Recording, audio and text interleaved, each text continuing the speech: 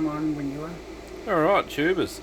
We are with Adam. And Adam's got me as well. We are at Adam's place. I've just brought these 18650s over that I tested and was using, building up a power wall out of. These are LG BHE2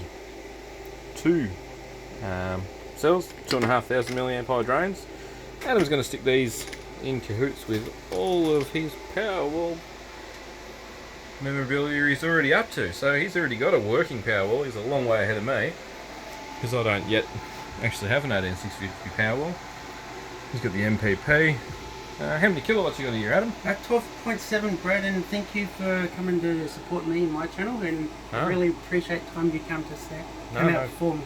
No problems. He's got these awesome mounts designed by HB Powerwall, modified a little bit. These ones are 3mm thick, nice and solid, so that when he bulks his packs up, they can be even deeper. How deep do you reckon you'll end up going? Probably keep in line what Peter's doing, 157p. Yep. Just so they can slot in underneath. You miss 3 cells when you do that. Yep.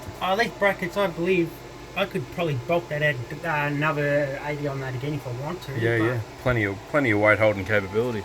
I think my biggest restriction is the cells, so anyone out there got excess cells, bring them my way. Yeah, it's always fun trying to get hold of cells. So he's got the MPP 3 kilowatt 24 volt. This is a PWM actually, this one. That's a 3 kilowatt output. It's a 24 volt system, Yeah.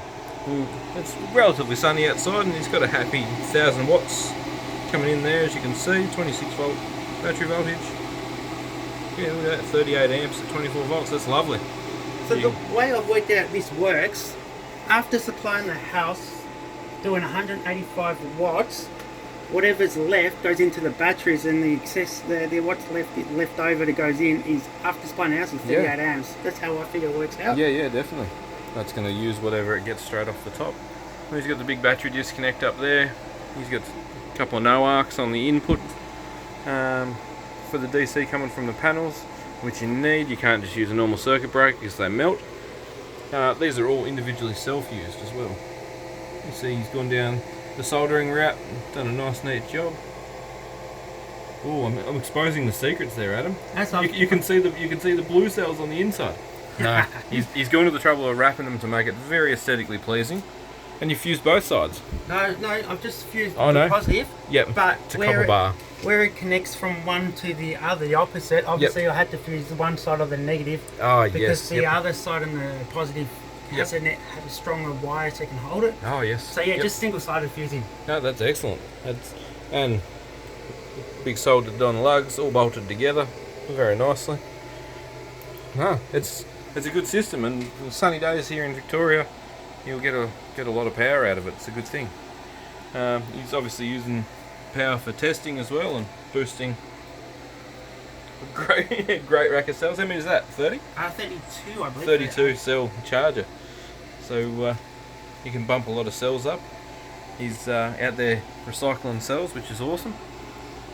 There's a little PWM up there helping feed a couple more panels into the system. And before anyone asks, it is not BMS'd, but the BMS is Adam with a multimeter. He just checks them, and he keeps them within safe operating parameters, and it's not a big deal. You check them with a multimeter, you're laughing. Yeah, that's what I like about this particular. It's easy to use. You've got the computer interface, so if I believe easy monitoring. That monitors it, but obviously won't do anything to go wrong. But yeah, like I said, it's easy. You can just knock it back. It's a top-end charge.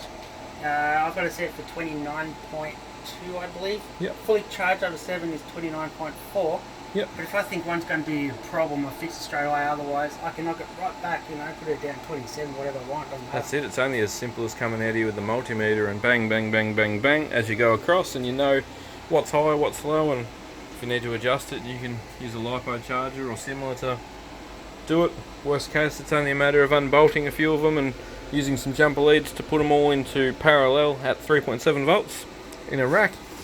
Which, he's got them up on the wall. There they are. A couple of balancing leads to do that. There they are. So if it ever needs to be done, they don't have to actually come physically apart and out. It's just a quick balance up with those, and it's good to go again.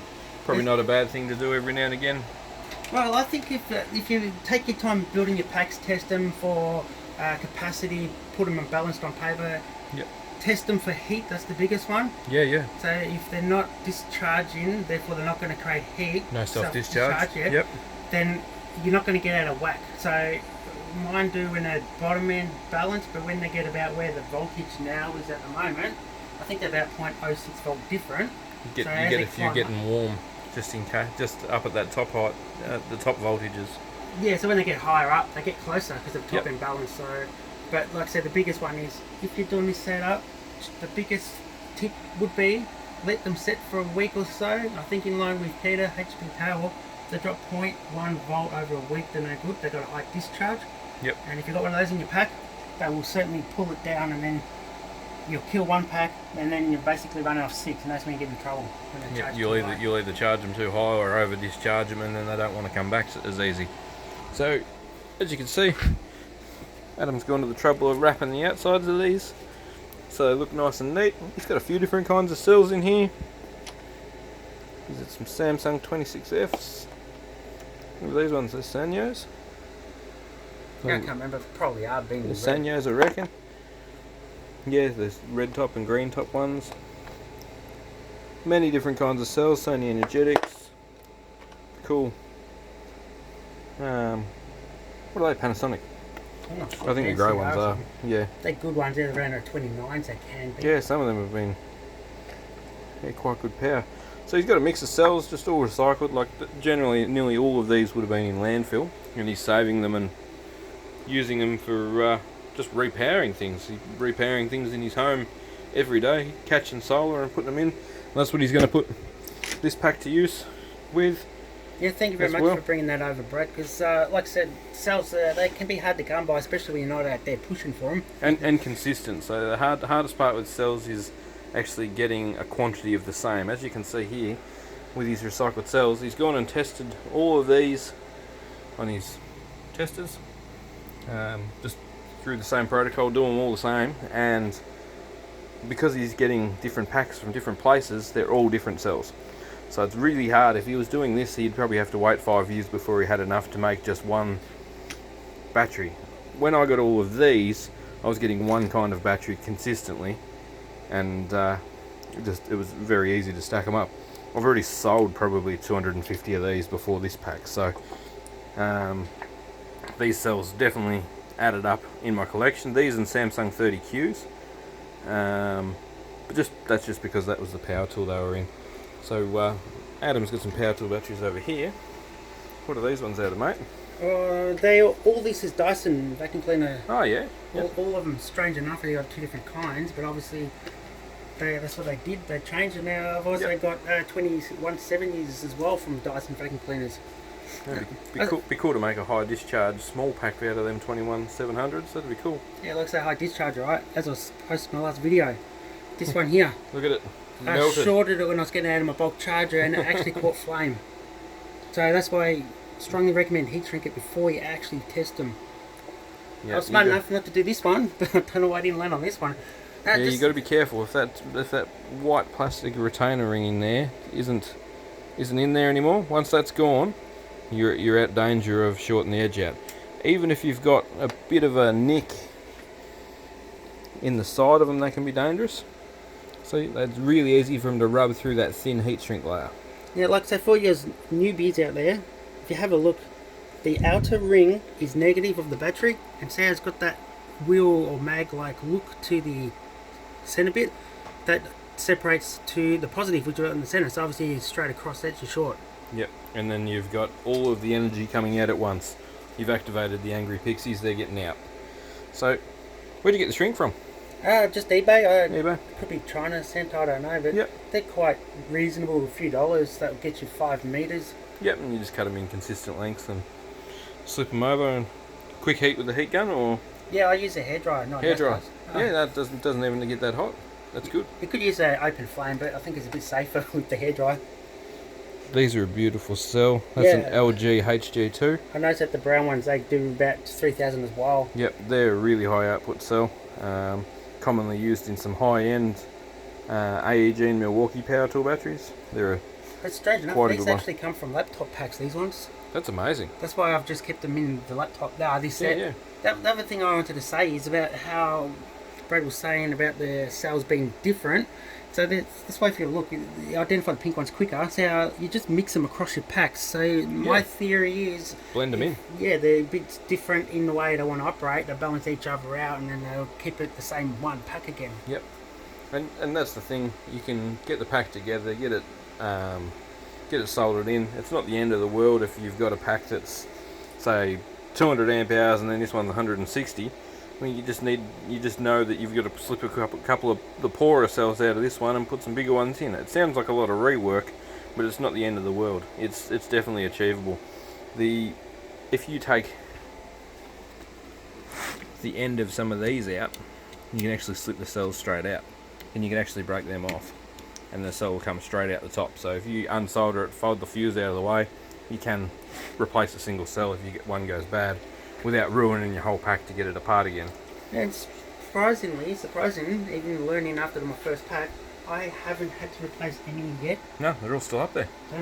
They've just been working good, maybe just touched up 1 or 2 packs over time, like just put a couple of millivolts in or whatever, nothing serious. But this is the game, guys. If you can get yourselves 18650s, you should be recycling them, you should be putting them back into use. Adam's catching sunshine, poking them in these recycled batteries that at one stage would have just ended up in the landfill. That's where these were going before I actually started buying them from the company. So, this normally people will kill their Dyson battery, for instance, they'll throw it in the bin. It's just gone. It's in the bottom of the landfill, when it may have been the board, it may have been the motor, it could have been the charger. The cells could be fine. Look at all these ones that he's got tested already. There's nothing wrong with them. Yeah, like I say, either consistent numbers. You do this or either landfill. But if you can play your cards right, get them for nothing, then you save a lot more. But look at the offsets. If you're actually running your house off them, well, you're saving them from landfill, and now you're saving coal that you otherwise would have purchased from this power station. Exactly, and energy is not going to ever get cheaper. And the other good thing about it is the time to take the build. It does take a little bit, but when you need that break from the kids, it's a great hobby because you're out for hours. Yeah, Addy with the soldering iron getting it done. So anyway, I'll link Adam's channel in the video description, so you can go and have a look at what he's built. Well, you can have a look at more of what he's building. This is it, and this is the progress he's making. So I imagine you're not going to stop, are you? No, I don't want to stop. I want to have enough where I can, if I want to choose to, say electricity company. No, we don't need to anymore, but disconnect.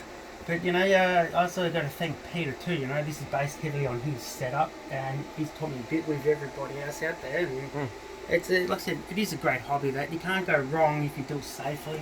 You truly can't go wrong. It's a hobby that will actually give you a return. Exactly, and it saves you money in the long run. So go and subscribe to Adam's channel, have a look at what he's up to, and tell him I sent you. Thanks heaps for watching. Thanks for showing us your system today, Adam. It's awesome, mate. Thank you very much for coming, Brad. And you out there too, don't know Brad's channel, one up the sleeve there. I'll link the descriptions, and subscribe to him and help him. He's going to help me in a big way here, so at least I try and return some of the favour. Anyway, thank you very much, everybody, for watching.